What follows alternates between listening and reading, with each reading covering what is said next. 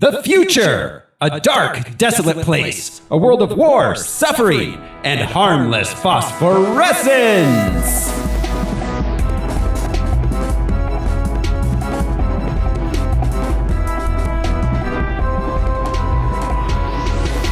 Hello, everyone! This is Throw Smiley, and someone gave me some really bad acid. Who's joining me this week? I'm Josh CC, and I have a bone weapon. What's the big deal? I'm Brian Lesh, and I just want to usher in an era of genuine, long-lasting peace. I'm Alaric Weber. I just came to grab a couple files. Is that a new scarf? It's nice. Thanks for noticing, Al. Why are you crying, Al? This is Harmless Phosphorescence. It's the podcast where we watch every theatrically released full-length live-action superhero movie ever made, and then we gather some research into the production and the source material. We tell you all about it, and we go through every movie scene by scene. This show is brought to you by our patrons like executive producers Michael Beckwith and Atticus Burkett. You can be a patron too. Just head on over to patreon.com/harmlessentertainment. We got lots of bonus content there. Star Wars shows, holiday shows, music shows, Simpsons shows. This week on Harmless Phosphorescence, we are watching X-Men: Days of Future Past. So many battles waged over the years. And yet, none of them like this. Are we destined to destroy each other? Or can we change who we are and unite? Is the future truly set?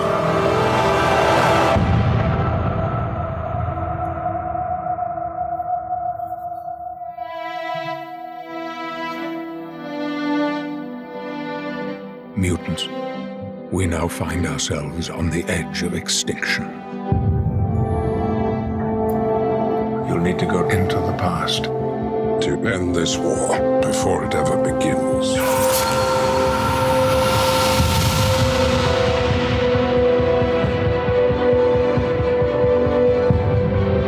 Use your power. Bring the X-Men together.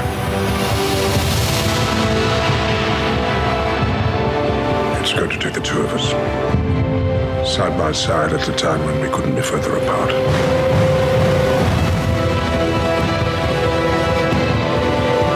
The things that mean the most to me. Maybe you should have fought harder for them.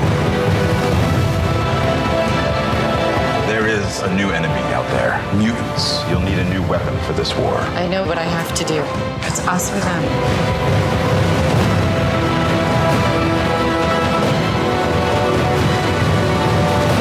All those years wasted fighting each other, Charles. I've watched a lot of people die. Friends.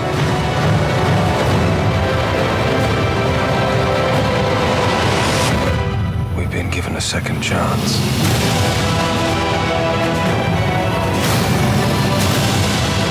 Guide us. Lead us. I don't want your future! We were supposed to protect them! You're afraid. I remember.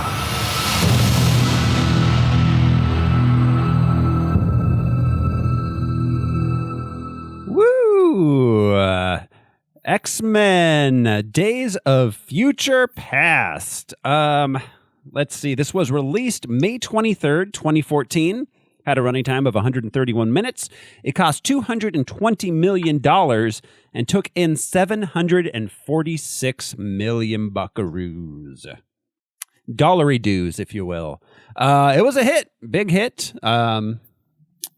This was is this our first time travel movie we've done on this show? Well, on the show? No. I think it may be. No, I'm sorry. In the very first Superman, doesn't he... He turns back time. He reverses time, but that's not. You have to qualify what you mean before you ask the question. But is that a time travel movie? Superman is traveling back through time. Okay. So are you saying, have we watched a movie where the heroes have had to travel in time to solve the problem? Right. Traveling back in time as like, Endgame or Back to the Future or Terminator style. Not just going back in time. Yeah, I guess Superman does. Just your everyday run in the mill. It's an hour earlier all the time. Right. Superman. He only made things go back an hour. Why didn't he turn time back to the point where he could stop Lex Luthor before Luthor did anything in that movie? Why didn't he do a lot of things? Yeah. Kill baby Lex Luthor? Yes. Andrea says time bandits and turtles in time, but again, they're questionable. Turtles in time. They actually travel back in time with a magic lantern. And time bandits. Yeah. Thank you. So, in my opinion, this is the best time travel movie so far, and probably the best one for a little while. This is X-Men Days of Future Past, and this is the point in the show where we're going to play the box office top 10 game. All right. This is the game where I will go to the box office top 10 of the week of May 23rd, 2014. I will read the box office mojo descriptions of each and every film on that list, leaving out any important details, and the guys here are going to try to guess what movie I'm describing. Fellas, you ready to play the box office top 10 game? Give us all the unimportant details. We'll do more good if we work together. Yeah. So, all right. So this is, yeah, or more bad. In order to save the future. So, all right, here we go. This is the top 10 of the week of May 23rd, 2014. This is just a month after our last movie. Amazing Spider-Man 2 was May 5th. This is May 23rd. So there may be a couple repeats in here. Opening up this week, these are not in the top 10, but there was a lot of movies opening up this week. Let's see. Just real quick. Standing Clear of the Closing Doors opened at number 80. That was one of my favorite warning signs ever. I'm glad they made a movie. Yes. It's just 2 hours of the sign. Gore Vidal, The United States of Amnesia. Under the Electric... That's a decent... I haven't seen it. Under the Electric Sky, Return to the Hiding Place, The Dance of Reality, Hero Panty. I don't know what that is. It's all one word. Is that a superhero movie? Does that have to go on the list? Two young people find love despite the violent landscape in which they live. I think it may be. It's called Romeo and Juliet. Yeah. Cold in July, The Grand Seduction, Words and Pictures, The Love Punch at number 32. Kokadion opened at number 18, and now coming into the box office. I believe that's Cotillon. Yeah, I was like, is that starring Marion Cotillard or? No, a noble warrior seeks revenge against the ruler of his kingdom who killed his father. At the same time, he also ends up upsetting the neighboring enemy kingdom ruler. It looks like it might be something. It looks vaguely. Channing Tatum. I'm trying to figure out what country it might have been from. It possibly is Indian or Pakistani. But yeah. So, all right, our number 10 movie. What was that movie called? Kokadion. Oh. Yes. And number 10 this week. A small-town father must find the courage and conviction to share his son's extraordinary, life-changing experience with the world. Superman. Spider-Man. No. Superman. No. This sounds like a Kirk Cameron movie. Kinda. I don't think it is a Kirk Cameron is this movie. God's Not Dead? Not God's Not Dead, but Heaven is for Real. Oh, that's it's that one. I can't believe it's still in the top 10. This must have been the most popular of these movies ever. This is like you go to the movie theater after church on Sunday and watch it. Yeah, I guess. That way you can stay in theaters. Yeah. I gotta sit in here with this 9-year-old. That was just 2 hours. At number 9, the head cook quits his restaurant job and buys a food truck in an effort to reclaim his creative promise while piecing back together his estranged family. This is about Iron Man 2. Yes, exactly. Chef. Yeah. Chef. Chef's a really good movie. Coming in at number 8, it's a jungle out there for Blue, Jewel, and their 3 kids. Avatar? After they're hurtled from Rio de Janeiro to the wilds of the Amazon. It may as well be Avatar because it's Rio, right? Yeah, Rio 2. And hasn't Al guessed Rio several times where it's just like, we're done. Can we be done? Yeah. Al guessed Rio multiple times for movies that weren't Rio. But even better. Yeah. I'm the only one who guesses movies. Yeah, usually. Wrong. No, well, you're often the only one who guesses movies, Al. So, coming in at number 7. We did this before too. After discovering her boyfriend is married, Carly soon meets the wife he's betraying. This is the one that's got Cameron Diaz, Leslie Mann, and Kate Upton. Oh, where they get revenge. It was The Other Woman. Right. Number 6, a sports agent stages an unconventional recruitment strategy to get talented Indian cricket players to play Major League Baseball. Jerry McBoring. Jerry McBoring. Paddleball. Yeah. Rupee ball. Rupee ball. Yeah, at first I thought Moneyball, but yeah. Sticky Wicket. That looks like that might be John Hamm on the cover, but I can't say for sure. It's a Disney movie. Really a new pork product. Yeah. It's called $1 Million Arm. What the fuck? Don't they like submarine pitch in? They like throw under the shoulder. Yeah, in cricket. Yeah, it's like a whole thing. Yeah, it just seems like you'd need physical therapy after playing. They throw down because they bounce. Oh, it. Yeah, like that, and then it That's right. Huh. I don't know. I know nothing about cricket whatsoever. There's no reason to. The only thing I know about they do a windmill pitch. That's right. Yeah. The only thing I know about cricket is what I learned from The Hitchhiker's Guide to the Galaxy.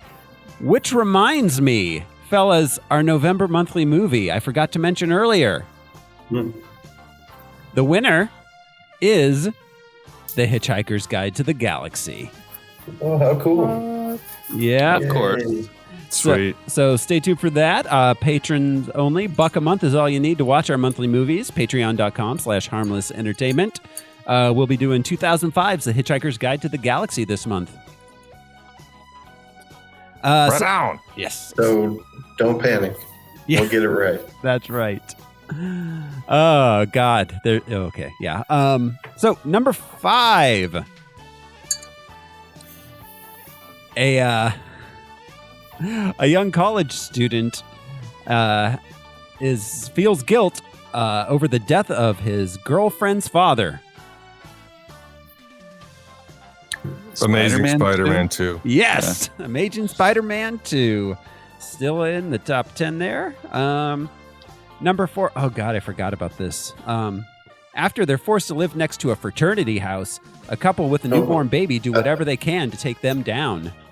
Neighbors. Yep.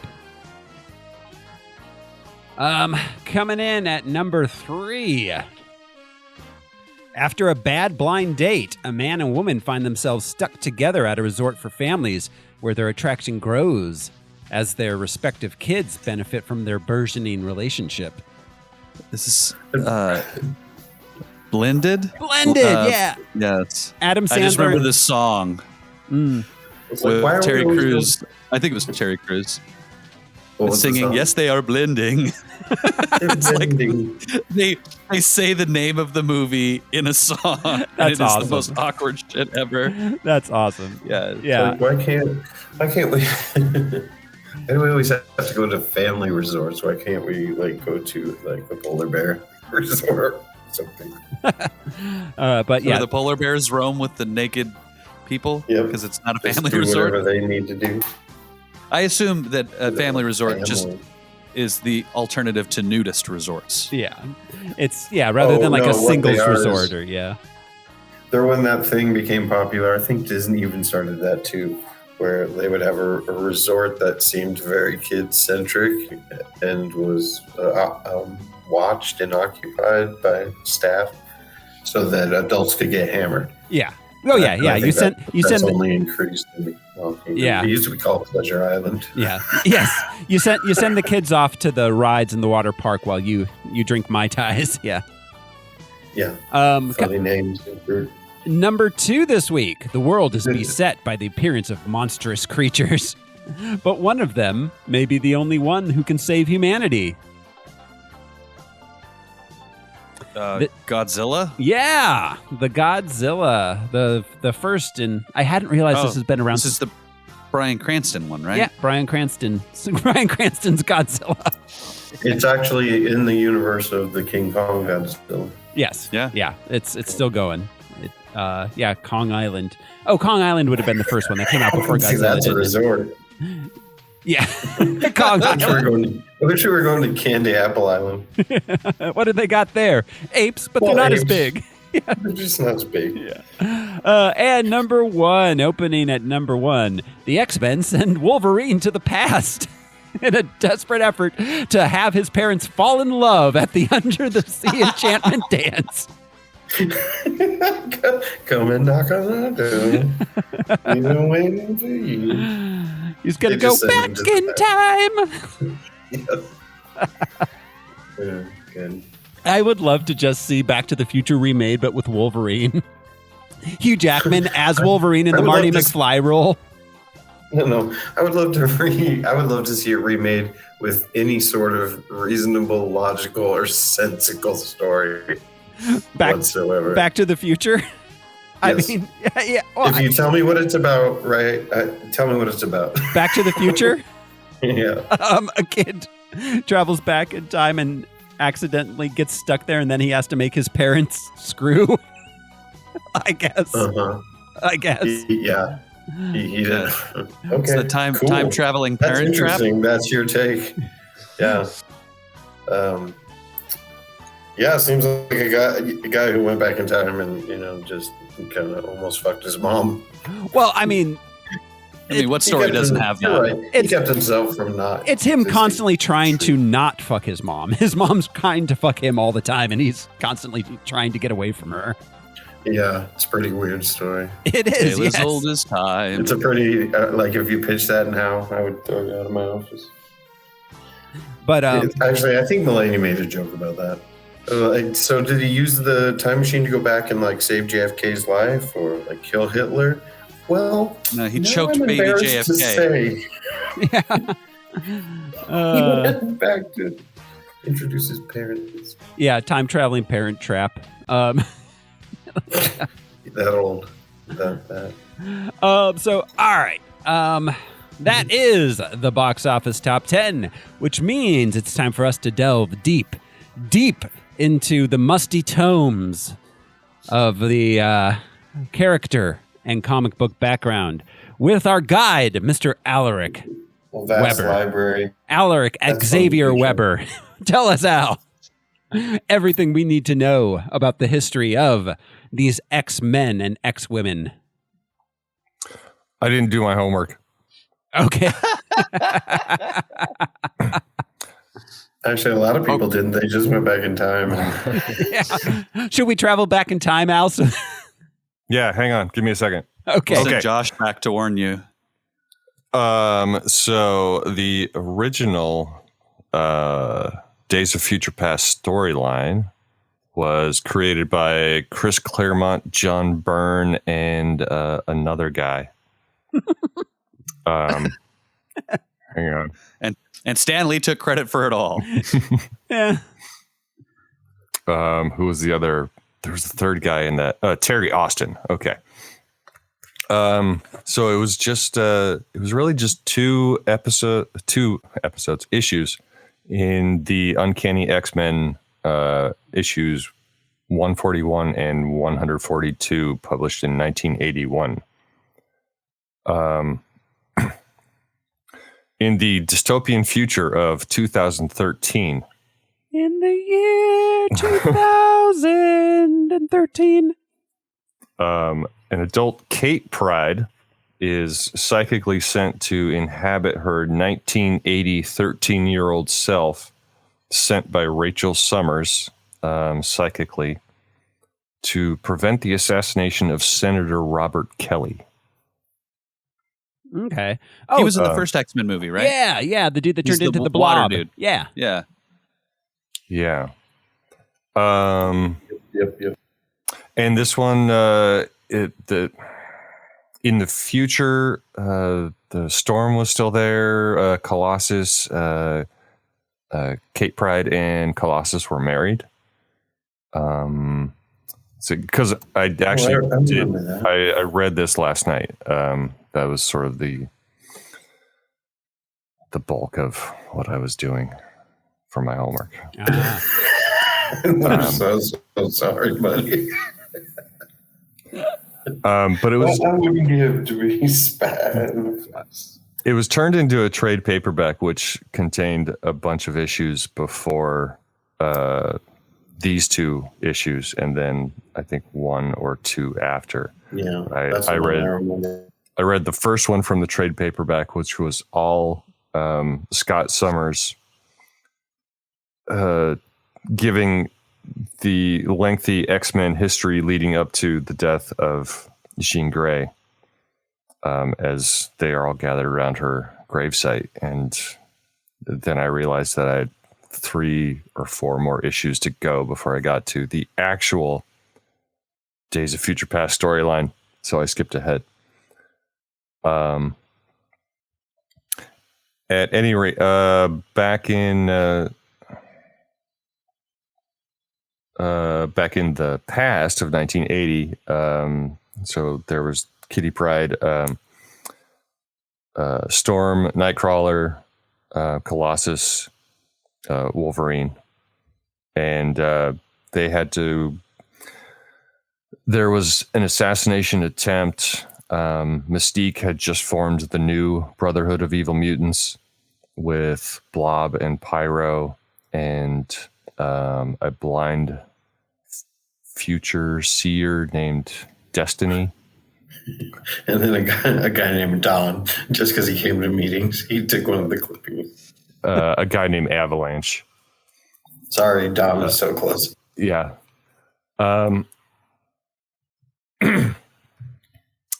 So that's about what I remember from reading that. So it wasn't Wolverine that went back. It was Kitty Pryde, sent back by a psychic. Sort of the basic thing. Robert Kelly was Senator Kelly was running for president. He was trying to pitch the Sentinels program, and I don't think saving his life helped. Mm-hmm. You probably said it. I apologize, but Bolivar Trask did create the Sentinels. Is that correct? That is correct. Yes. Cool. Thanks. I missed it. Couple of characters. I didn't have time to write it all down, but I have them on the website. So Bishop. Oh yeah, that was another thing. The Days of Future Past storyline was adapted for the X-Men animated series. So the comic storyline concepts were combined with another alternative future story, that of Bishop and the idea of a traitor within the ranks of the X-Men. Though in the cartoon, Mystique is still responsible for Senator Kelly's assassination. Mm-hmm. And she was pretending to be Gambit at the time so that the X-Men would be framed for the death. But that was the old cartoon. That was when I remember first seeing Bishop. Me too. Lucas Bishop is, let's see, his first appearance was in the Uncanny X-Men number 282, 1991. His abilities are, so he's from the future. His abilities are energy absorption and redirection. We see that going on in the movie. It's a common power, but it's a really cool one and useful one. I get why they were using. Energy's got to go somewhere, right, Al? Yes. Let's see. Superhuman physical attributes. He's got big arms. And he cannot lie. And an M scratched into his face. Yeah. His other brothers, well, they can't deny. Oh, and the M tattooed into his face. I believe that was also glimpsed in the Days of Future Past storyline. They weren't tattooed, but they all had to. They were marked on their clothing with M for mutant, A for abnormal, and H for human. Yeah. Yeah. And he has the ability to instinctively know present location. So he's like a homing pigeon. I'm the opposite. I also have that ability thanks to my phone and Google Maps. Sunspot, we saw here. Sunspot first appeared in the New Mutants in 1982. Created by Chris Claremont and Bob McLeod. He has superhuman strength, flight, solar absorption and rechanneling, heat and light manipulation, concussive blasts, and plasma emission.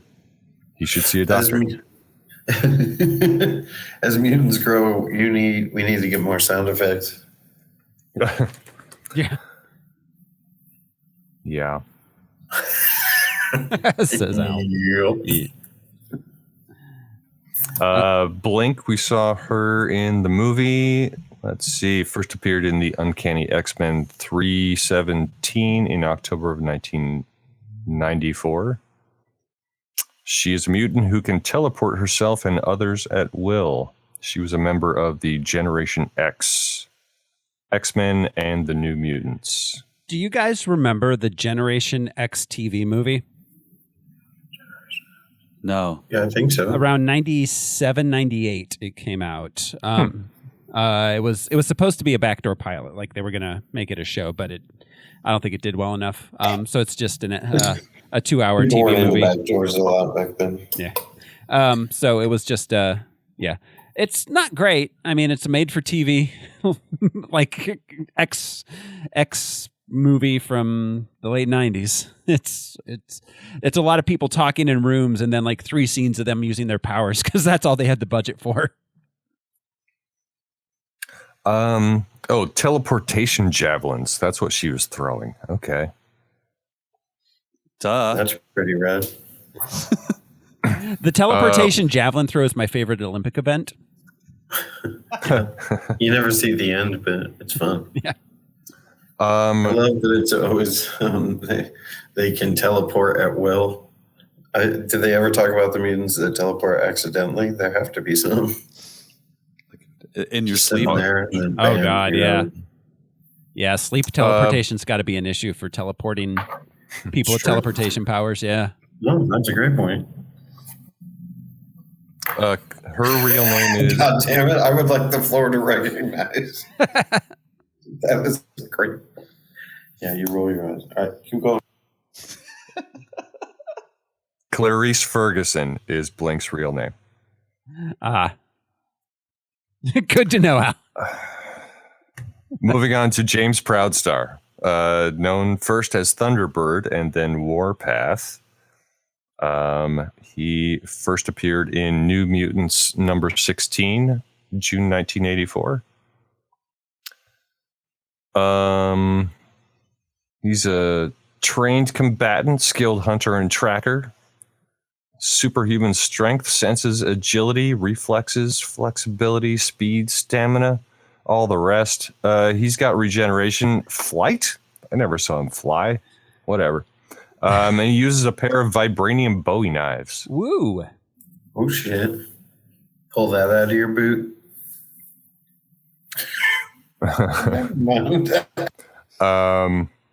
We saw our second appearance of Peter Maximoff. Mm-hmm. So far, the best. Yeah. Maybe perhaps the best ever. Yeah. First appearance. This is, for my money, this is the best Quicksilver's been, except possibly in WandaVision. But was that Quicksilver? In WandaVision? Time will tell, I guess. Yeah. It will be revealed. Just briefly, we see him holding what appears to be a little sister. Not a twin. Yeah, I was going to bring that up. Bring that up. We have a possible... I thought it was My Buddy. It's just a giant troll doll. Yeah. Oh, yeah. We have a possible tiny Wanda there. Yeah. I want to talk about him more for Age of Ultron, I guess. Yeah, makes sense. We'll save it. Yeah. And Bolivar Trask, as Josh mentioned, was the creator of the Sentinel program. He first appeared in the X-Men number 14 all the way back in November of 1965, a Lee Kirby joint effort. It's always amazing to me how long these little side characters have been around. Mm-hmm. Yeah. I don't. Yeah, just scrolling through Wikipedia, I can't latch onto any really fun information about him. But yeah, he's been around for a while. And he would appear in other versions in the Age of Apocalypse, Civil War, House of M, X-Men Noir, and Ultimate Marvel. He was not a little person, right? In the comics, no. He was a regular person. I really love that Peter Dinklage is cast in roles that have nothing whatsoever to do with his size. I think that's awesome. I'd love to see more of that. Absolutely. With more little people actors, because there's so many. There's a number of really good actors out there who just happen to be little people. He aims for it. He does make exceptions, and when he does, they're brilliant and they're well done. Right. He's on 30 Rock, and there's some offensive jokes in there, but it's Liz every single fucking time. Mm-hmm. Or it's like, wait a minute, did I catch your eye and you want to go out, or did you tussle my hair because you thought I was a little kid? It's just brilliant. Just you're the idiot. Yeah. I thought it was really interesting how much he brought to the role, just without any comment on his size or stature or anything. He probably has the most intense range in this movie. Yeah. Well, and his stature, we keep saying it's cool that they cast him, and it's cool that, that's intentional. He's a genetic mutation.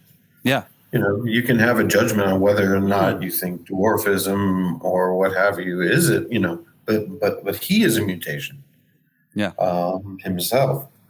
So he's sort of a different kind of Charles Xavier, looking at it from a different. That's actually very interesting. That adds an extra layer to the fact that genetically the dwarfism is a mutation. So that's interesting.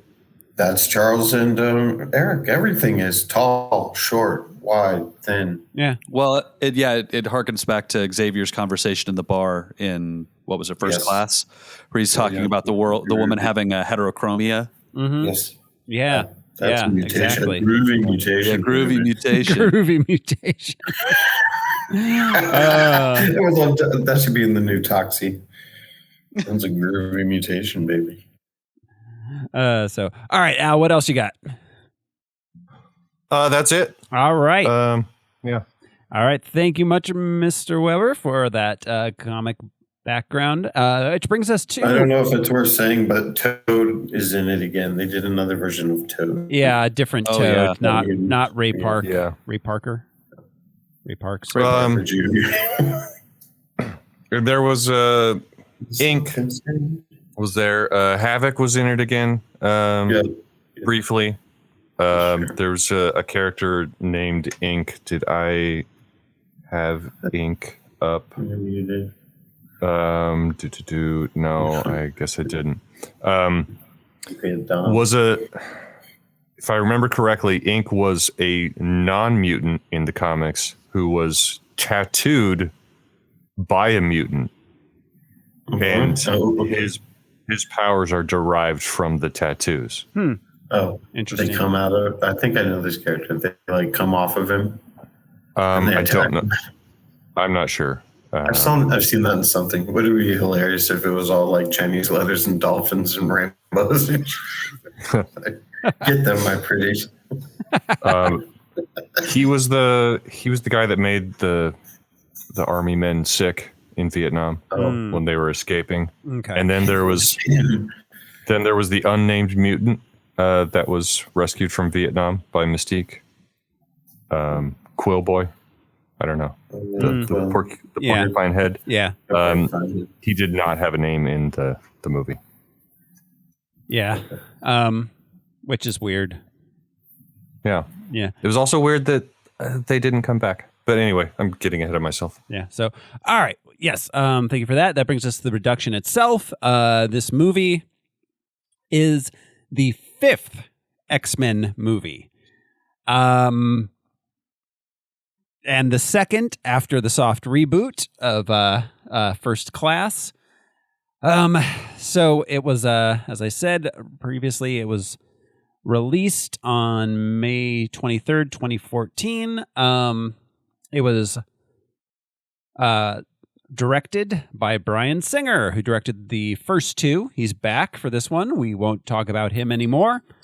Screenplay by Simon Kinberg and Jane Goldman and Matthew Vaughn. Yeah, Matthew Vaughn was originally supposed to direct this, but when Bryan Singer came back, they basically told him, nope, sorry, Bryan Singer's doing it.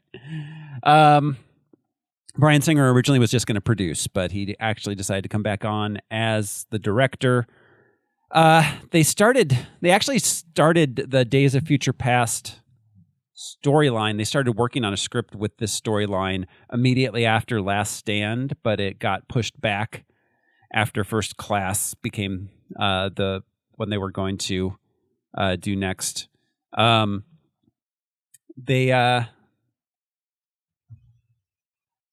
So apparently, according to Kinberg and Singer, and this actually kind of clarifies a number of questions I had.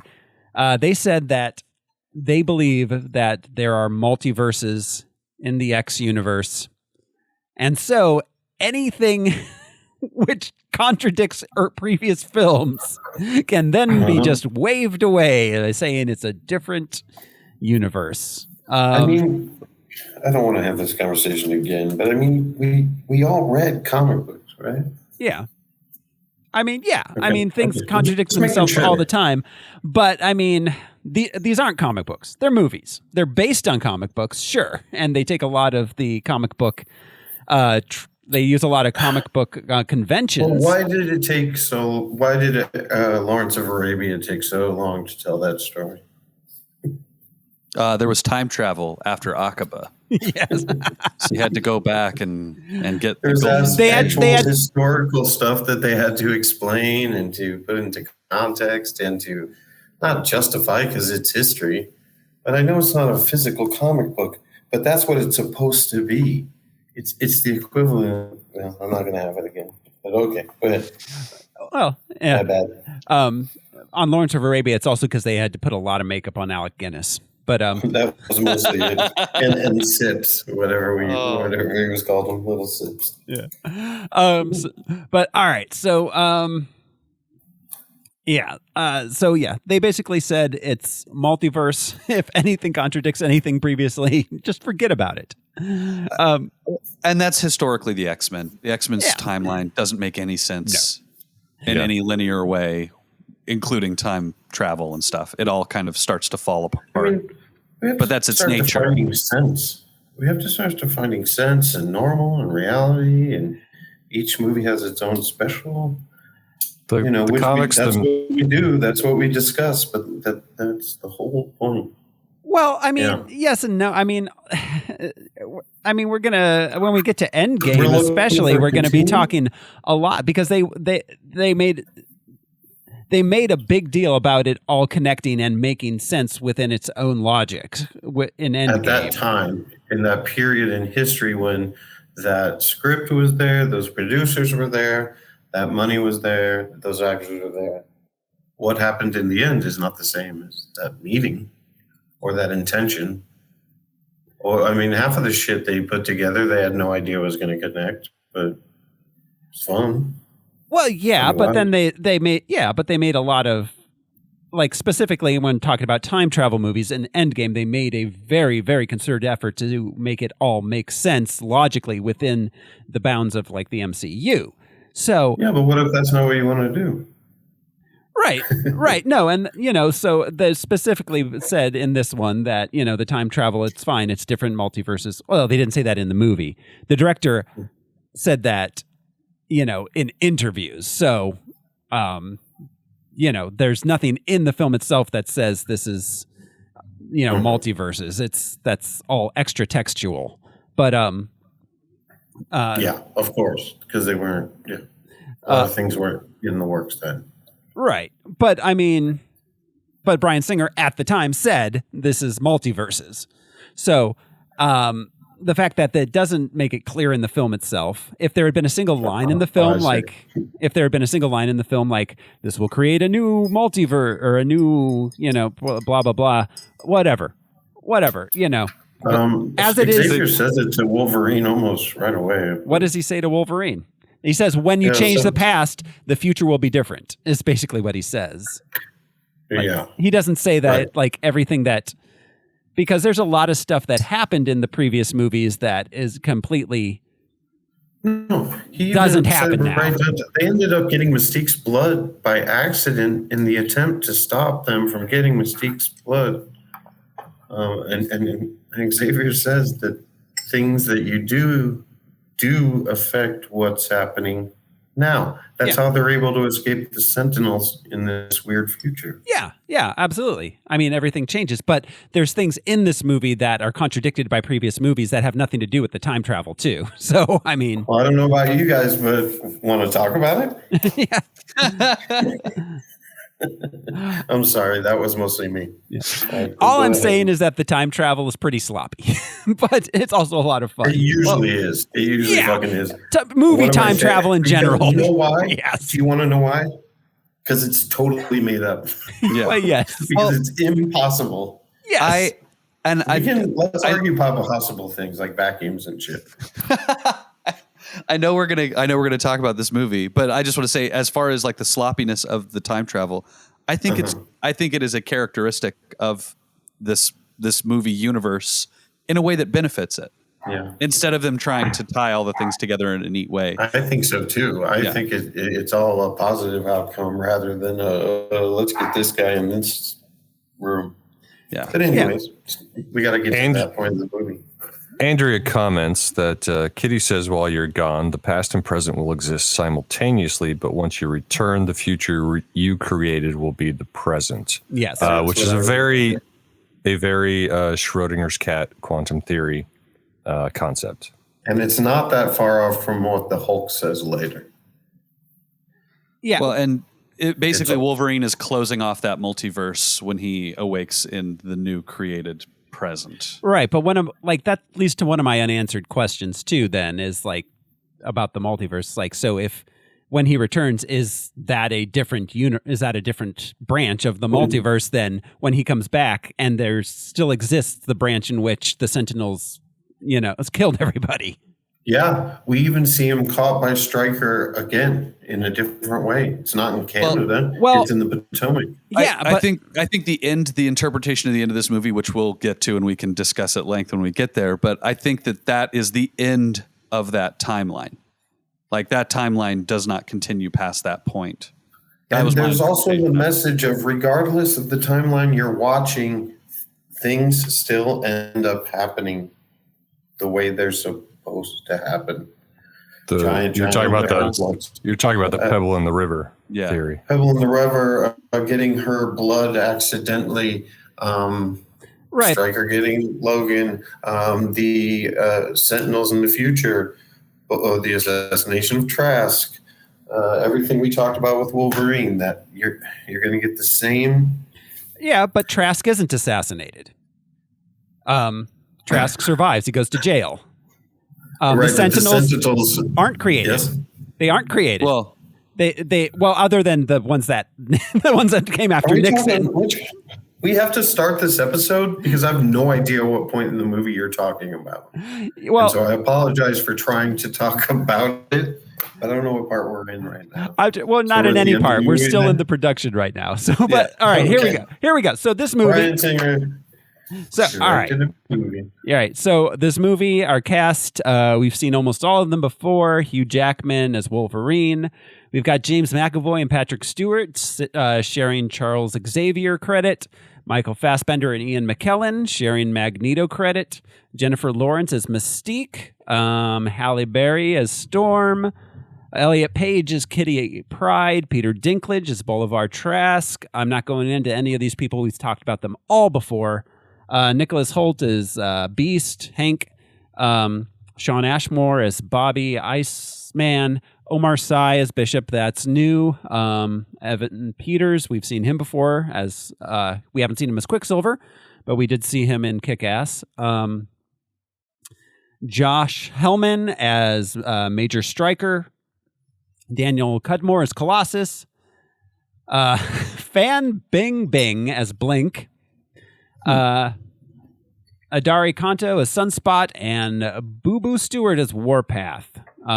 We have also... I'm sorry, Boo Boo Stewart? Boo Boo Stewart. Love it. Yeah. No relation to Patrick? Not that I'm aware of. Or Yogi Bear's best friend. He was in the Twilight Saga and the Disney television franchise, The Descendants.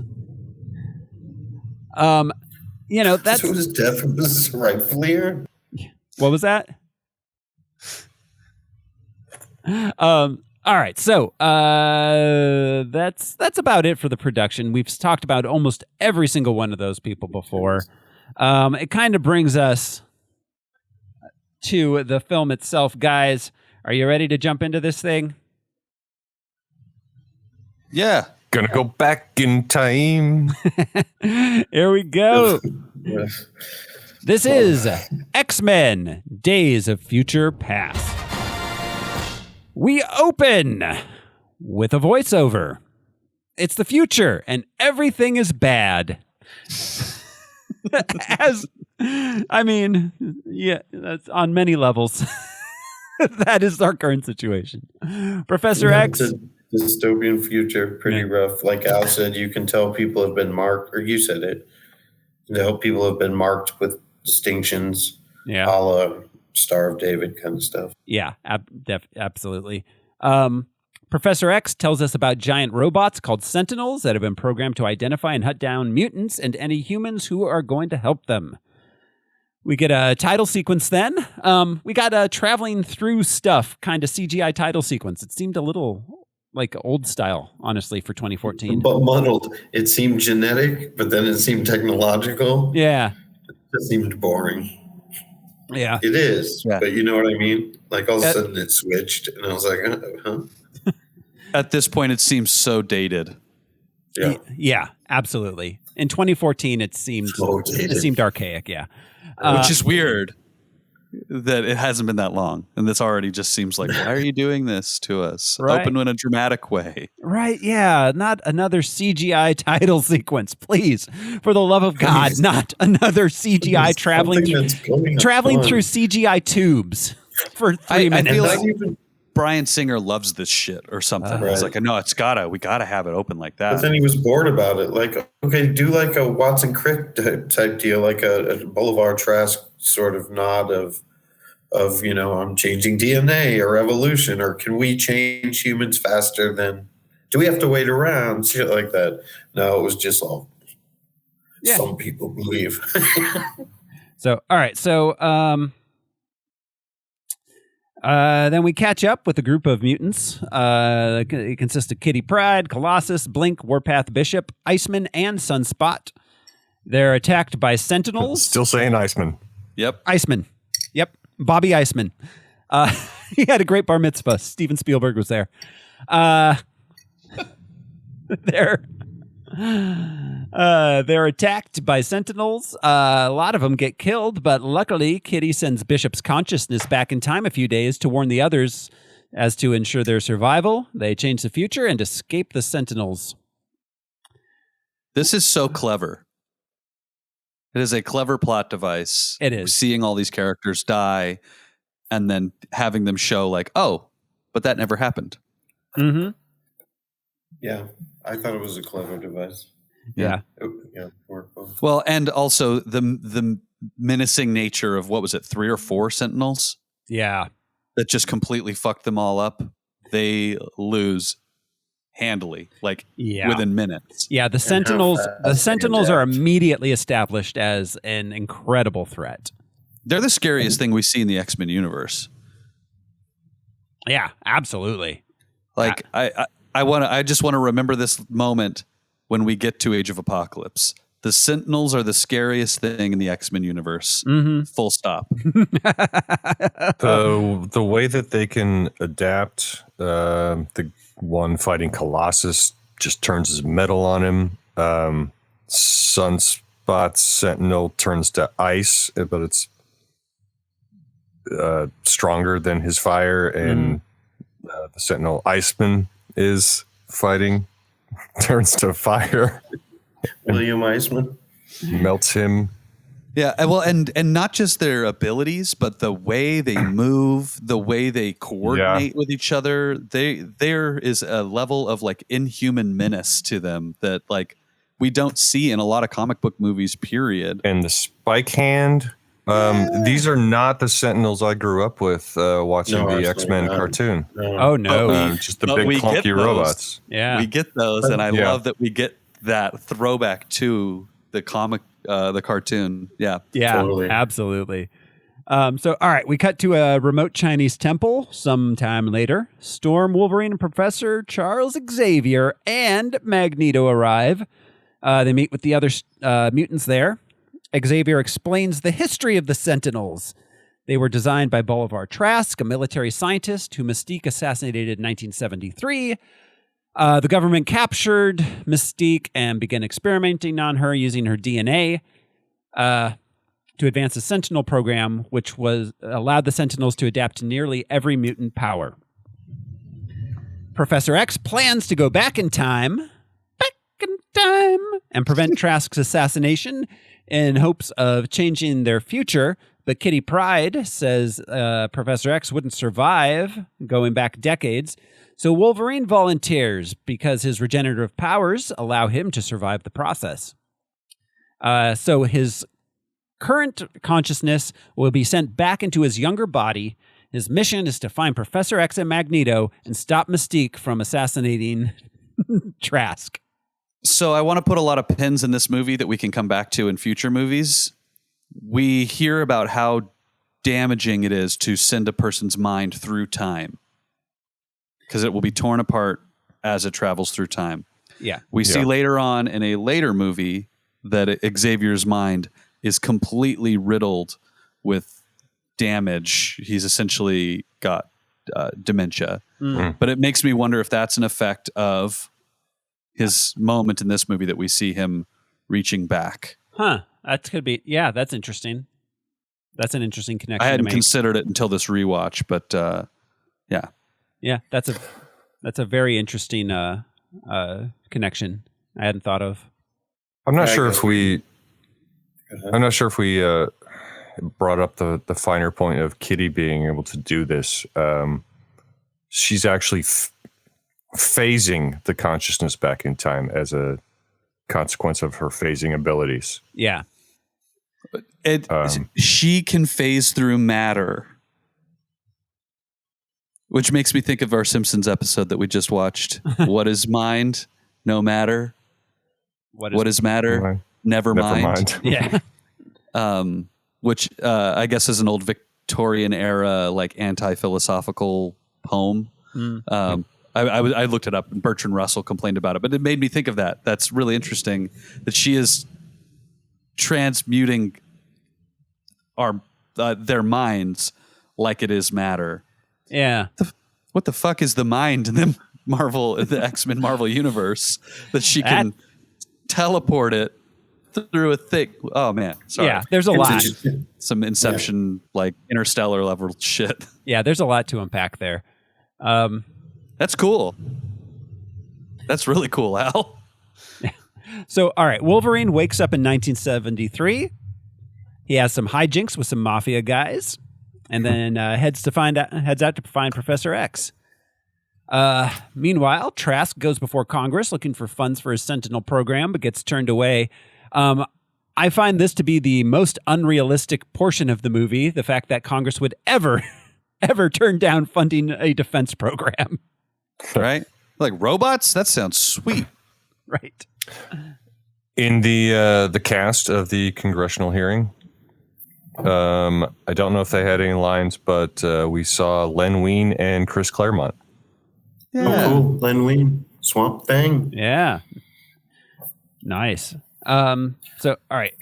Yeah. So, Congress didn't like the idea. Yeah. No, they didn't. Of marking humans or citizens, whatever we're called. Not even that, but like they didn't like the idea of the giant robot defense system, which I think Congress would be right on board. Yeah, I get it. So, all right. Meanwhile, in Vietnam, Mystique poses as a colonel and helps a group of mutants escape from the clutches of Trask's company. They're going to take them and experiment on them.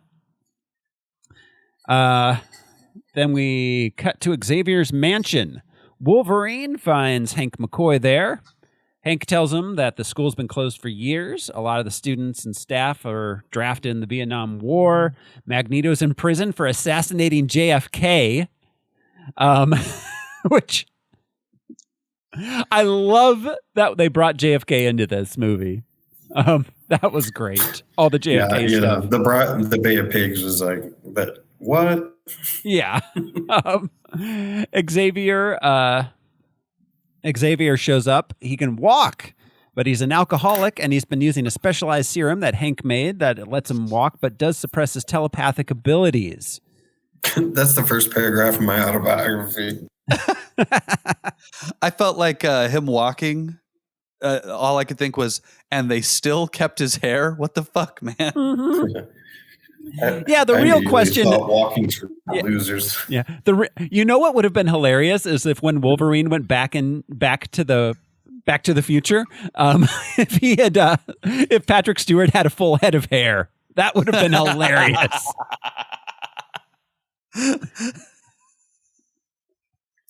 Be like, the most important thing was we saved Professor X's hair. Well, and we'll get to how he loses his hair, which I have so many questions about. Yeah. Not in this movie. We'll get there, though. Yeah, not in this movie. All right, so Wolverine gives Professor X the whole save the future pitch.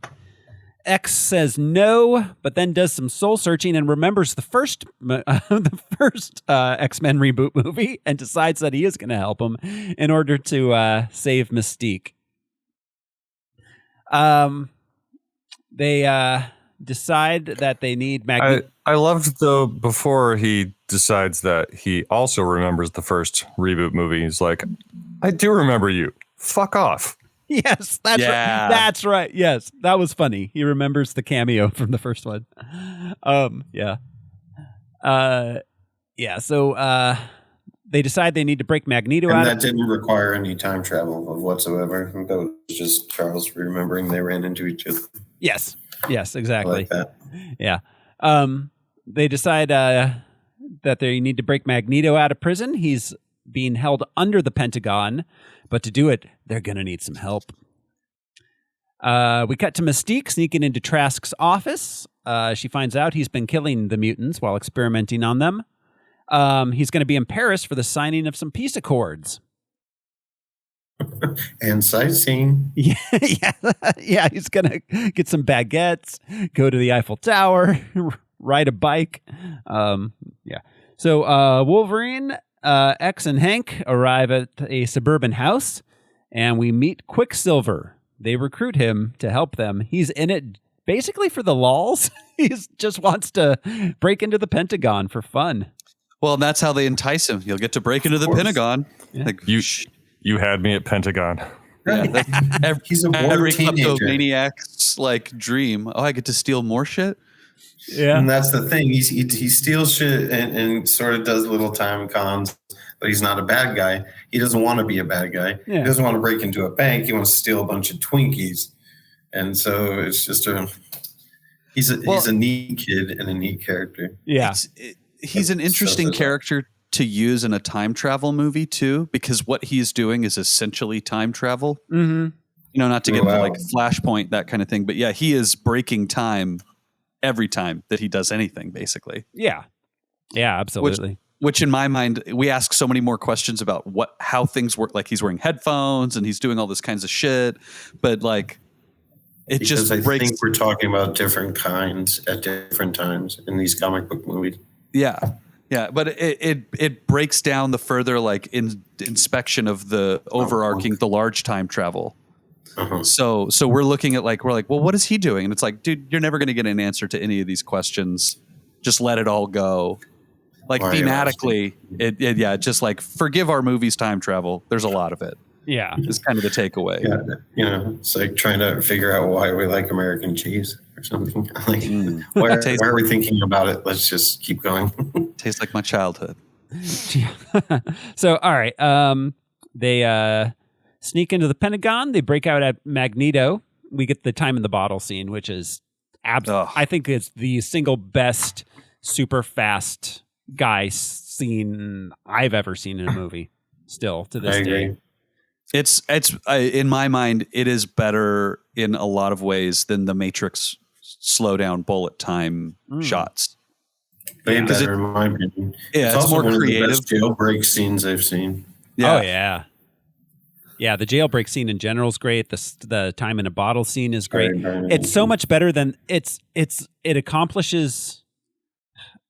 I mean, the Flash sequence from the Snyder Cut is literally just this scene. Like it's the same fucking scene. Yeah. I mean, there are so many things that they do in this sequence in the Pentagon that really, really, really show his powers. Like him vibrating his hands. Mm-hmm. Like that's an interesting way to show that his powers are not just expressed through his feet. You know? Yeah. Yes. The Flash does that all the time. Yeah. Yes. Go ahead, Al. This scene did leave me with an unanswered question. Oh. His headphones. Yep. Yes. Are they special headphones that are attuned to his vibrations so that he can hear the music in his own time? That's a good question. It's probably top of the line technology because he can steal whatever he wants, but it's still out of time. You know, it's an earlier technology. So good question. So I had the same question and it has been driving me nuts for years. But when we see him play Pong, he's playing Pong at an accelerated speed. Yes. So Pong is accelerated so that we can see that he perceives time really quickly, like faster than the rate of us being able to even see the movement on the screen. I assume that he has turned up the speed on the tape player itself because he's probably got a Walkman of some sort. Well, that also leads me to another unanswered question, because like he must have stolen this technology because the first commercial available portable cassette player was in 1979. Yeah. And so, this is what, 73, 74? 73. So he had to have stolen the technology and then changed it himself. Yeah. He probably stole it from Sony. Yeah. Or something. Thank God we didn't have to sit through that. Of him stealing the Walkman. And creating new technology. And, Well, imagine moving through time as fast as he does and wanting to jam out to something, and instead you get like, I could save time, like super pitched down, slow time in a bottle. Yeah, it would not be as exciting. Yeah, but it's like any, none of us really see anything the same way or necessarily hear anything the exact same way. So who knows how he hears anything? Yeah. Oh, you said it earlier, Brian. Like, we don't even know how he hears conversation necessarily. Yeah. So, I mean, that's actually a good point. Like, perhaps like part of the fastness is like a field that generates around him, and the Walkman's within the field, so he's able to. It runs normally in relation to him. That's how Superman can fly Lois at arm's length. Yeah, exactly. Is anti-gravity field. Yeah, that thing. Yeah, maybe. I don't know. Comic book logic, man. There is no answer. Yeah. So, all right. They rescue Magneto and then take Xavier's private jet to Paris to stop Mystique. On the way, we learn that JFK was a mutant and Magneto was trying to save him. Professor X and Magneto kind of make up a little bit. Wolverine learns that Eric was always an asshole. Yes. Yes, always. But they didn't really go into enough as to why. But anyway. They made the plane scene was great. I thought the whole plane shoot that was great. They made I feel like Eric made a good point when he was bringing the plane down and arguing with Charles, because Charles felt abandoned and he was mad that Raven went with him. Yeah. But then Eric says, "You abandoned us. All those people from the last movie, they're all dead because you did nothing." Yeah. You hide in a house with Hank now. Yeah. Yeah. I mean, that is, he kind of did. Yeah. Yeah. Well, and it shows that Charles doesn't think of himself as a superior race. He thinks of himself as a human with a mutation. Right. Whereas Eric is like, no, we are a different race of people. That's a great point. And you abandoned our entire race to die.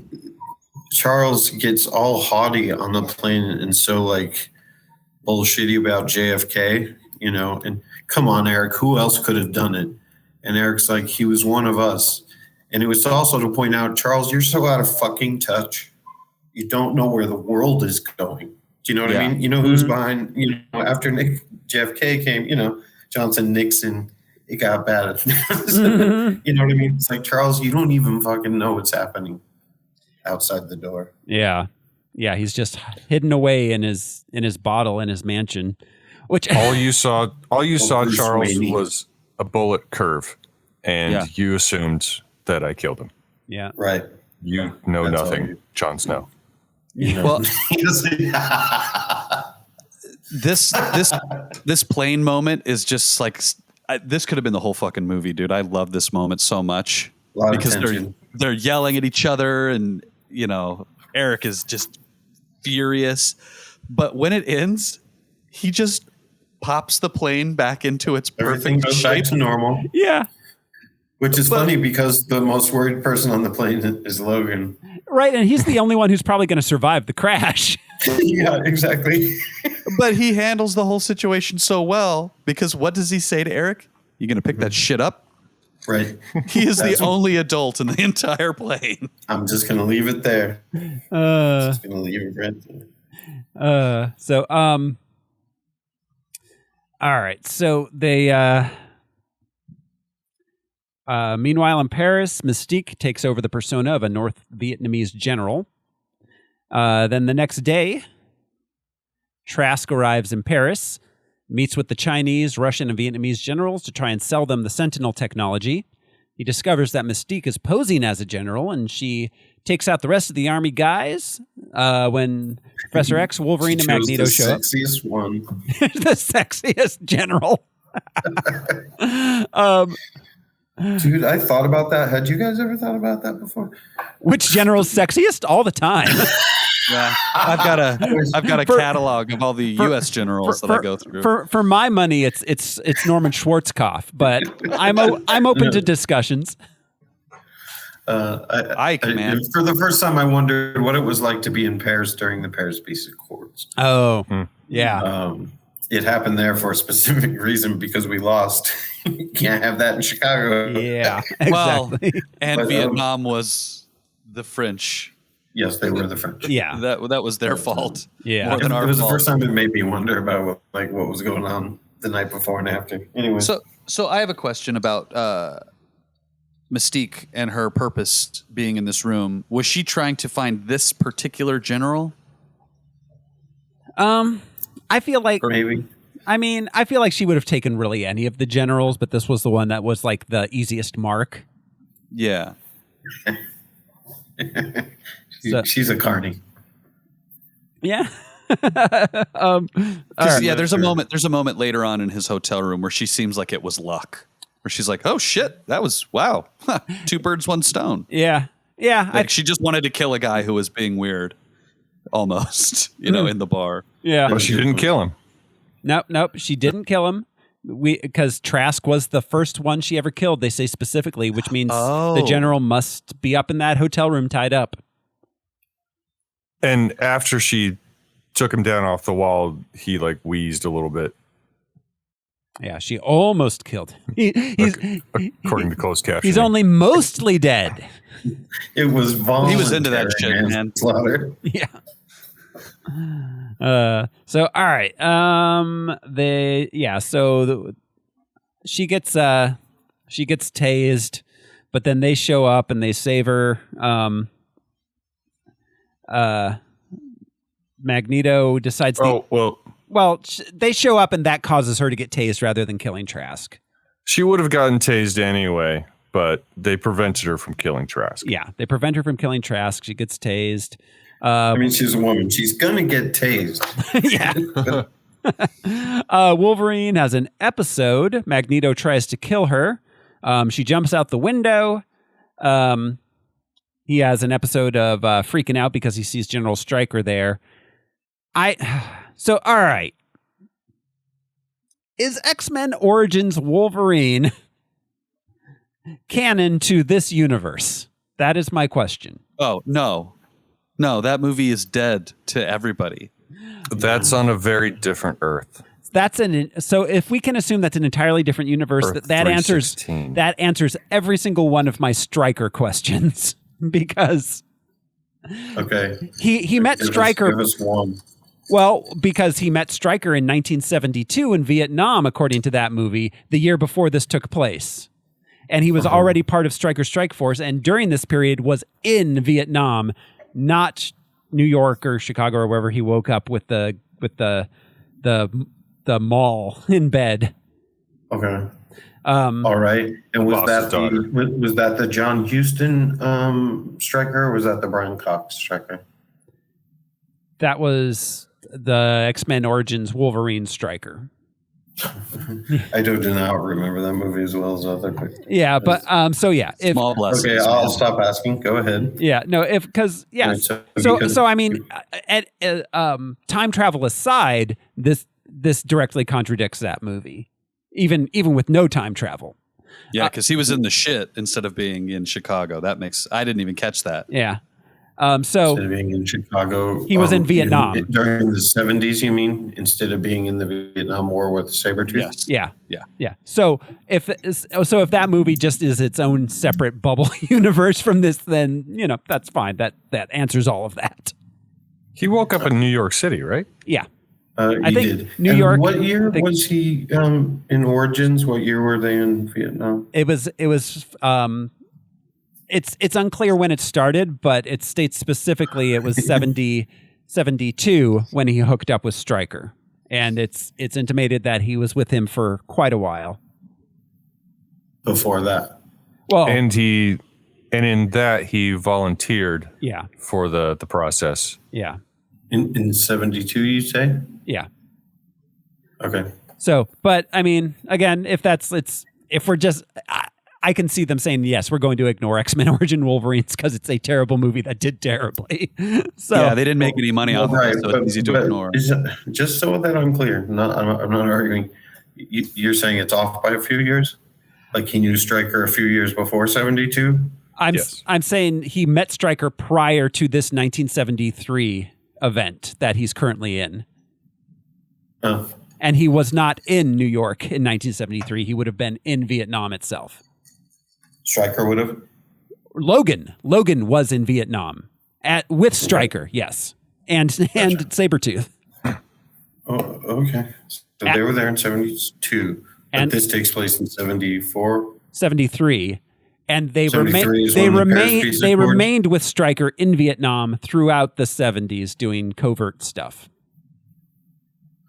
So that Wolverine could have been there, maybe doing something covert or on leave from Vietnam. But you have one movie putting him in Vietnam in 72, and then it ends at the end of 73. Where's the space-time? Well, because he was with Stryker throughout this. It wasn't he hooked up with Stryker in 72 and then ran missions with him throughout the 70s. And then the rest of Wolverine, X-Men Origins Wolverine, takes place in 79. And you don't believe that I'm messing with time later on in different movies? Like, you throw that out the window, right? Well, I'm saying even if time travel wasn't taken into account, him being in New York in 1973 contradicts that movie. Okay. All right. Okay. But again, so he would have met Stryker a few years earlier. They would have been in Vietnam. Yeah. Right. But again, it's they basically decided to ignore that movie because it was a big failure. What movie do you believe that the Weapon X program went down in? What movie do I believe it went down? Well, I mean, when he was made into adamantium. There's the next X-Men movie.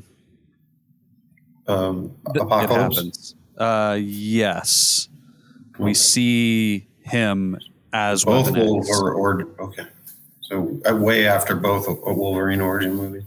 Yeah. It's not until that time that he's officially okay. I mean, I'm trying to establish timelines so that I can understand the timelines in these X-Men movies, even not counting time travel. Take the time travel out of it. The timelines in these are really muddy and back and forth and up and down. They're famously don't make a ton of sense as far as like what happens when and what is officially canon and what is not. Yeah. So, all right. So, Mystique and Magneto jumps out the window, as does Hank. They fight over Mystique. She ends up being able to get away. Wolverine comes back to himself, although he does wound Kitty Pryde in the future present. And then Mystique escapes, but they have exposed the three of them as mutants to the entire world. Magneto leaves, and then Professor X, Hank, and Wolverine head back to the mansion in upstate New York. The next day, Trask returns to the U.S. He meets with Nixon, convinces him to fully fund the entire Sentinel program in the wake of the events of Paris. Mystique confronts Magneto. They have words. Magneto explains the future events to Mystique. We discover that the army collected Mystique's blood. He tries to convince her to join him, but she refuses and leaves, still bent on taking revenge on Trask personally. Back at the mansion, Professor X is convinced by Wolverine to stop taking the serum. Trask studies Mystique's blood, but decides it's not enough. He needs her full body. Sorry. When I wrote that, I didn't think it through. For the Sentinel program. Professor X. He wants the brain tissue and the bone marrow and the rest to just play with. All the good stuff. He wants all the parts. He's making a stew. Yes. You can't make a stew with just potatoes. You need the carrots and the onions and the celery too. All right. So Professor X tries to use Cerebro, but it's too much for him. He does a mind meld with Wolverine, which allows him to talk to Spock or Captain Picard. He talks to his future self, his Patrick Stewart self. I want to talk to my Patrick Stewart self, by the way. So they communicate via Wolverine's brain. Yes. They both get into his brain and have a chat inside his brain across space-time. Yes. It's not just across time. Yes. It's also across physical space. Yes, it is. Oh my God. A, Wolverine's brain is being pushed to the full fucking limit here. And B, holy shit, what limit to their power is there? Right? Like, yeah, that's crazy. But also, like, Wolverine's brain is fucking Swiss cheese. Like, between, like, all the memory losses and, like, that dude. It's what makes Logan so brilliant, and it's what makes the character interesting. Yeah. Oh, absolutely. All of these things.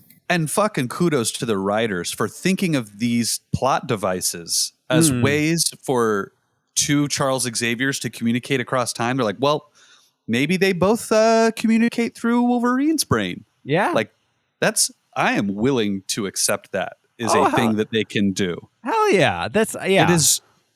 It's so clever. It is. I loved it. I liked it a lot. That on top of Kitty Pryde being able to teleport somebody's consciousness across time. Phase it. Thank you. It's a very specific set of powers. But yeah, whoever did the writing of some of these comic book devices really deserves so much praise. Yeah. Like I can't think of an MCU movie that uses characters' powers in such a creative way. Yeah. Yeah, absolutely. Absolutely. Yeah, it made it very interesting. Way more than the first 3 X-Men movies. Oh yeah. Yeah. Oh yeah. In a lot of ways. Yeah. Power wise. Absolutely. Yeah. It makes me think of like Thanos in Infinity War. There were a lot of moments where it was like, oh man, I wish he'd done something more interesting with the gauntlet. Like these are the kinds of things that I wish we had seen in Endgame and Infinity War, where it's like, whoa, I never would have thought of that use of your powers. Right. Instead, we got like base level, like, oh, I can do this, with the exception of maybe Doctor Strange making butterflies out of shit, Yeah. But all right. So, let's see. Patrick Stewart convinces him to try harder. The day is saved by the power of believing in yourself. I'd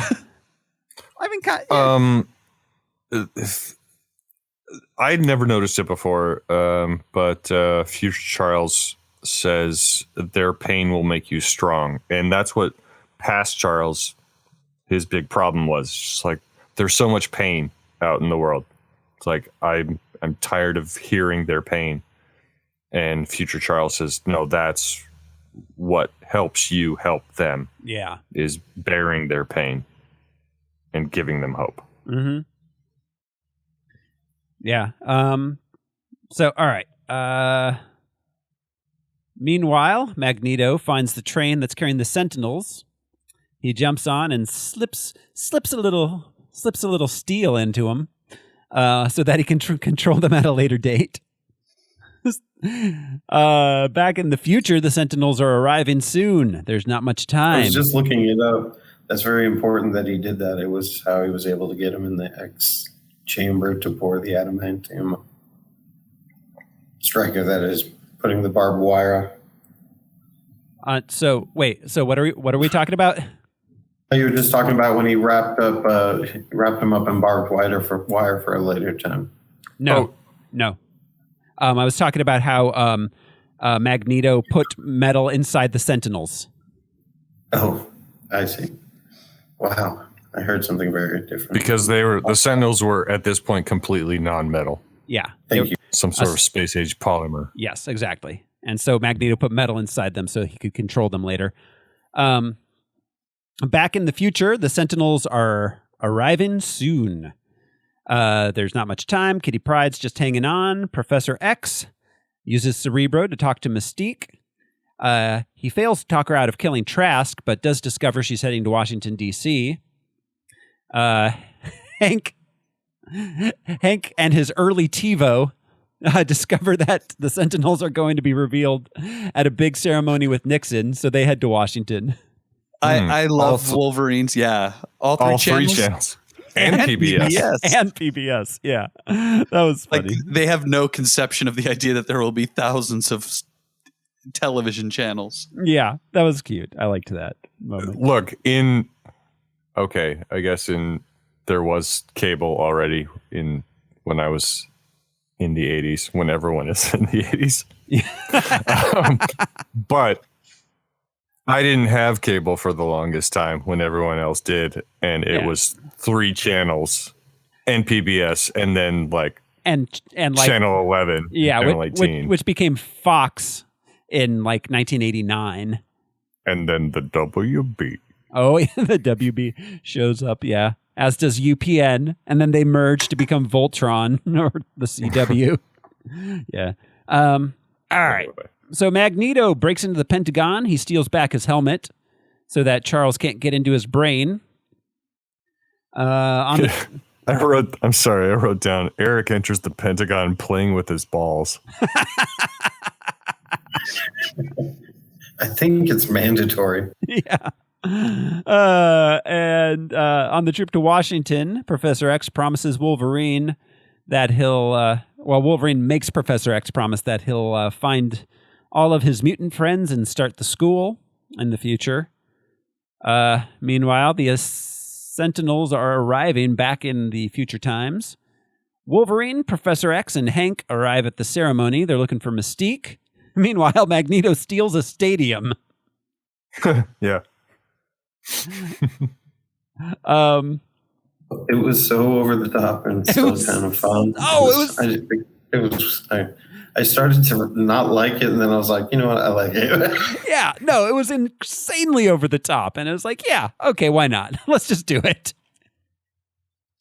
Well, and it makes sense to show how powerless they are by taking the place hostage and using the Sentinels as his perimeter guards, basically. Yeah.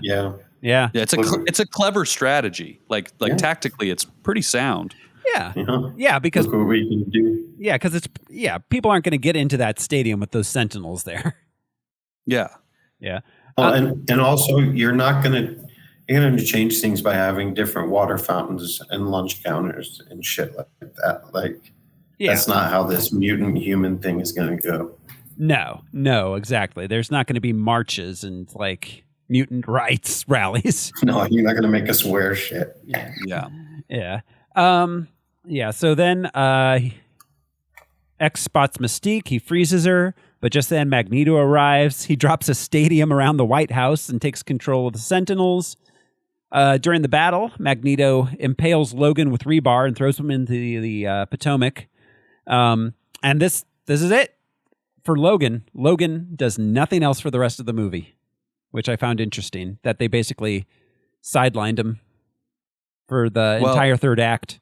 And he survives because he's Wolverine and he can't die. He can't drown. Imagine how awful that would be. Just being stuck drowning for 30 minutes until you wake up in the future again. Did I imagine a different movie where they pulled him up? He's wrapped in rebar. No, that does happen. That's later. That's at the end of this. Stryker's on the boat, right? Yep. Yeah, but it's not really Stryker though. I'm not getting into that. But yeah, okay. Cool. Yeah. No, that was it. That happens at the end. But yeah. So Nixon, Trask, and a disguised Mystique retreat into the White House bunker, but Magneto rips the steel bunker out of the White House and tears it open like a tin can. I love this shot. I remember watching this in the theater and thinking, like, how's he gonna get them out of there? How is that gonna look? And they just show you him tearing apart the White House, basically. Yes, it's, so satisfying. Yeah, it was really good. Then, meanwhile, in the future, the X-Men are fighting off the Sentinels who arrive and attack them. A lot of the mutants die while attempting to buy more time. Magneto gets seriously injured. Storm dying was really hard for me. Yeah. That was rough. That was rough. I think that was the first future mutant death of this scene. Yeah. Yeah. Well, and they give you the head fake of like, wow, they killed a bunch of those. And she's asking if everyone's okay. Yeah. In that like maternal role that she always fills, and then killed. It's yeah. Like, oh, gut punch, man. Absolutely. So in 1973, Magneto takes control of the television cameras. He broadcasts to the world that mutants live among them, and he urges the mutants to rise up and join him in a war against humanity. He's about to kill Nixon, or Mystique pretending to be Nixon. Which actually, if Mystique was Nixon, that explains a lot about the Nixon administration. So Mystique stops Magneto, but she's still going to kill Trask. But Professor X convinces her to spare him. There's a really cool beast move, I thought, because he's being attacked by one of the Sentinels, and he's like trapped in a car, and he grabs like 5 doses of his serum and jabs it into his leg to make him turn not beast anymore. So the Sentinel doesn't recognize him as a mutant. Yeah. And then turns its attention onto Eric and Raven. Yeah. Which made me ask the question of what does that do? It's suppressing the gene itself, I guess. It is an actual gene therapy. Yeah. Which is kind of a crazy advanced technology for him to have in 73. Yeah, but also a temporary gene therapy because it fades away. Yeah. But really clever and very beast-like problem solving. Yeah. So, all right, Mystique takes off Magneto's helmet, allowing Professor X to take control of Magneto's mind, saving the day. Then Wolverine wakes back up in the future at the school. He finds Iceman, Colossus, Kitty. Everybody's there, including Jean Grey and Cyclops. And Kelsey Grammer. Grammer as Beast, yeah. Well, and we see Kitty and Colossus are now an item instead of Kitty and Bobby, because Bobby is now with Rogue. It is a whole soap opera drama that ended a totally different way than the universe had ended. That's right, because Rogue never got rid of her powers. Yeah. It's time. Never mind. I assume at some point she kissed Captain Marvel on the mouth, too. Yeah. So Professor X tells Logan about everything that happened since 1973. As a mutant was publicly seen saving the president, the Sentinel program was decommissioned, altering history and erasing the future Sentinels from existence. The mutants in the past all went home separately. Trask is imprisoned for trying to sell military secrets to enemy militaries. Mystique gets away, but everything's already changed. Wolverine's retrieved from the river by Mystique posing as Stryker. That's the scene you were talking about, Josh. Yeah. Okay. All right. To go back a little bit, I really liked when Logan walked into Xavier's office, and Xavier's just talking to him like normal. Mm-hmm. And he's like, "Don't you have a class to teach? History?" And he's, "I could use some help with that. Pretty much everything since 1973." And the change, Xavier's like, "I've been waiting for this day." Yeah. Welcome back. Yeah. Welcome. The whispers, "Welcome back." Yeah. Yeah, that was a really cool scene. I love the idea that is a secret between them too. That's not a thing like, "Oh, we should celebrate. Let's get the rest of the X-Men in here." He's like, "Holy shit, man. Yeah. Wow, you really risked your ass on that one." I imagine he goes and talks to Hank about it, but probably no one else. Yeah. Well, and he's got such an interesting perspective because he's now lived multiple lifetimes in multiple timelines, essentially. Yeah. Yeah. Well, and one of the few people that have been able to help Logan get in touch with any sort of history or reality has been Xavier. Yeah. Yeah. There's a cool detail when Logan wakes up in the past in the 70s. Roberta Flack, "First Time Ever I Saw Your Face" is playing, and it's just, I love that song so much. But that's the song that's playing when he wakes up in the present, also, which is the new present, I should say, on the weird glowing orb, the holographic golden oldies radio. Yeah. Yeah. That looked like something at a Sky Mall in like fucking 92, man. I know. I do want to point, in remembrance, Trask died on January, I think, 27th, 1973. Shout out to Trask. Wait, Trask died? Yeah, he was shot and killed. He was killed by Mystique. No. Not anymore. No, he went to jail. He was, but then he wasn't. All right. Yeah. Fucking time travel. Yeah, the time travel saved him. He's I assume has been in prison for decades. Okay. But I think Josh was the time traveler, and he remembers. Oh, that was all I remember from the Paris Accords. My bad. I didn't. Pardon me. So, yeah, then credits roll, but wait, there is more. In an after-credits sequence sent in ancient Egypt, we meet Apocalypse, building pyramids and being hailed as a god.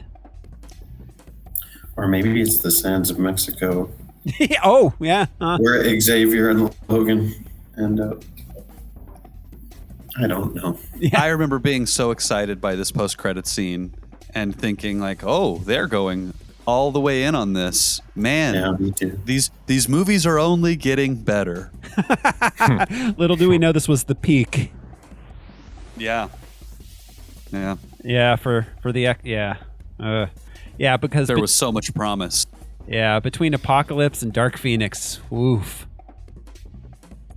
Yeah, and they speed ran through two of the most interesting comic book storylines. We'll get there. They're movies. They're a thing. Oh yeah, they exist as movies. But wow, okay. Yeah. Yeah. I still haven't seen Dark Phoenix. Neither have I. I've only heard. I've heard how awful. Well, they're up there with Wolverine Origins. Ooh. I thought it was better than Mutant, for sure. Which one, Josh? I thought Dark Phoenix was better than both of those origin movies. Oh, well, the X-Men origin movies. The Wolverine and what was the other one? The Wolverine, it's called. Oh, The Wolverine. Oh, yeah. Yeah. Yeah. I don't know. I haven't seen it, so we'll see. Well, yeah. I'm interested. We've got a little while till we get there. But that's coming up. So a few of the unanswered questions I have that we didn't touch on is why didn't they try to keep Quicksilver with them? That would have been super, super handy. It's a good question. He's a kid. Was my takeaway. But then again, when has that ever stopped Charles Xavier from recruiting someone to go fight a war? Yeah. Oh yeah. Why was there when they went down to Cerebro, why was there dust on only the console and the headset? Nothing else had dust on it. For dramatic effect. Maybe it is charged with static electricity. Oh, yeah. I assume maybe like it's special metal, but everything was gleaming except for the panel and the headset. Well, and I have so many questions about Cerebro in every movie that it's shown in, but in this one in particular, it seemed more advanced than it should have been. Also, okay, I'm going to ask this question every time we see Cerebro, I feel like. Maybe I didn't ask this before, but can they see what he is seeing? Yeah, or are they standing there in silence while he does just... Because it certainly looks like they are looking at what he is seeing. It does, like it's doesn't being it? projected on the IMAX walls. Yeah. It does, doesn't it? I don't know. Yeah. So many questions about Cerebro. Yeah. And every time we see Mystique, I'm left to wonder, how do the clothes work? Because sometimes she puts on clothes and then they disappear when she changes. And were those clothes where did the clothes go that weren't a part of her that then became a part of her? At the end of the night, she just empties out the prison wallet. She's like, I mean, that's legitimately, a question, but it can be explained by how her whole power. How does height work? Oh, yeah. How does she become Trask? Short to tall. Yeah. Is she super dense as Trask? Yeah. I mean, I could see it as being possible, but that quickly, yeah. I don't know. Yeah. Is it just a visual illusion, or is she physically constructing the thing that she becomes? It's like the stealth plane thing. Yeah, exactly. Those scales reflect off. As a shapeshifter, I think she can change her mass. I agree with that. The clothes really confuse me because there are times where she changes her appearance, then takes off a piece of clothing and leaves it forever. Was that part of her that she leaves there and never comes back to? What does it later when she leaves behind like a fairy? Yeah. And like, does someone like then hair, maybe? Yeah, does someone come out and there's like a blob of like blue scales just sitting where that coat used to be? Like, what the fuck?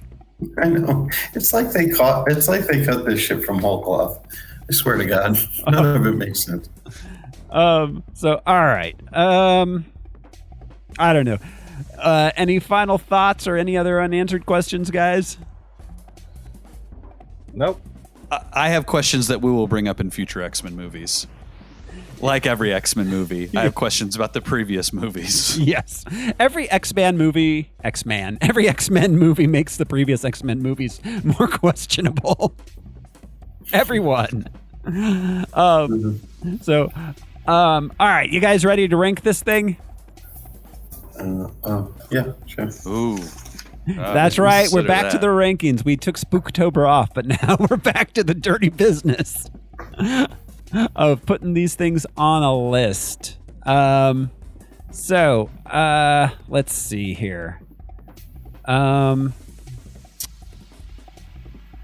highest X-Men movie we have is X-Men First Class at number 15. I like it best. It's my favorite X-Men movie, but same. That's all I'll say. I don't care where it's ranked, but I like it better than First. I agree. I liked it better than First Class. I think despite, I raise a lot of questions about time travel, but it's no better or worse than any other movie time travel. So, I mean, it didn't in any way affect bring up questions about time travel. I love Iron Man 3, but I think this is a better movie than Iron Man 3. I feel like the time travel in this movie was not quite as clear as the time travel in Turtles in Time. I mean, I think you might technically be right, Al. I think he is. That's a TKO. That's a technical knockout. Because you know what? Right. The time travel in Turtles in Time was actually the least bad part of that movie. There's a weird shower scene, and one of the turtles has headphones on. No, one of the ninjas has headphones on. Anyway. So yeah, I agree with you, Brian. I think it probably is a better movie than Iron Man 3. I don't know if I'm willing to put it above a Spider-Man movie. Well, not those two Spider-Man movies. Yeah, I'm willing to put it above the Amazing Spider-Man movies. Yeah, but So I don't know. Al, what do you think? So that would put it at number 10? If we put it above Iron Man 3, it would go in at number 10. I think I can concur with that. Josh, thoughts? Yeah, that sounds good. All right. I guess we are in agreement. There it shall go at number 10. X-Men. Briefly in the top 10. Yes. Enjoy a moment. Yeah. So future past. One other thing. Might stay there for a while. Oh, we got like Guardians coming up. Yeah, it's doomed. Yeah. That actually there was one thing that Jude brought up that I forgot to mention. Why with the portals in the future? Why we see that there's a point where one of the portals closes and cuts off part of the Sentinel. Why weren't they doing that a bunch? Oh yeah.